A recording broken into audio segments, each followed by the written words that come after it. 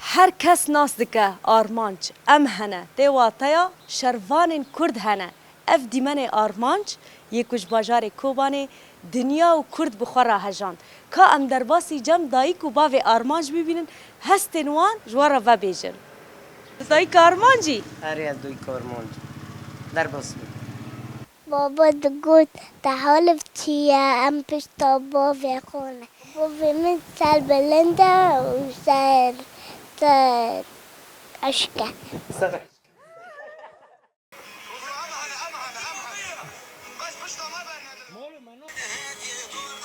باوی تا چت بیجه دوی دیمنه دا؟ دویجه در حال چیه پشتا بابونه که آرمانجی دما کو توا دیمنا دید چه خواست پی سر بلند بوی؟ والله از پی سر بلند بون لانه نکره من پی سر بلند بون نو شروانه کی د چپلی شهر ده و حواله وی گی سر بلند بون نبوی تنه او مزن کر مزانه بو که کاره که اونیشه چه چه گوتن اینهاش آرمانج را دشینی؟ بریا تلویزیون من والله اصلا وکه پر جوی و حواله وی چپلی شهر دادشینم از بقربان چعوی هم بم و خدا اونا ستار بکه و ایشالله بخیر و سلامته ایشالله سرکتن آمده آرمانج نها زارو که ویل مالن پاراستنا زارو که کردان تواهید که اره پارستنا زارو که کردان وقتی و دنگا بان کر انو بان دنیای کر بان کردانگی کر و از قربان هر چهار پارچی کردستانه بم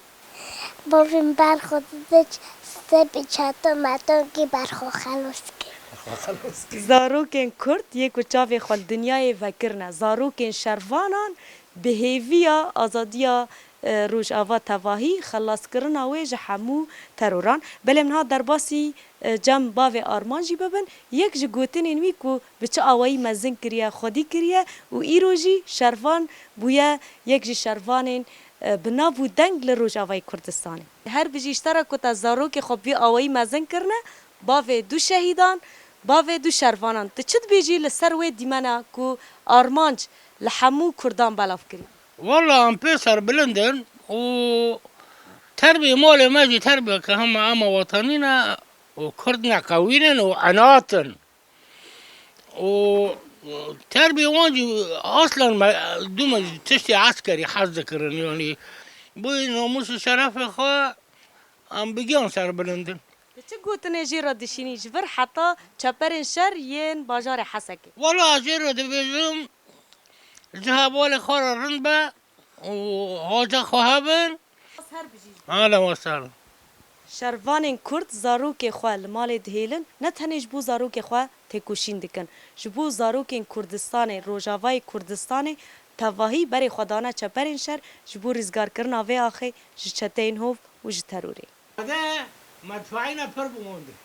آمين يا تدبير بيتك من کسم بلنگن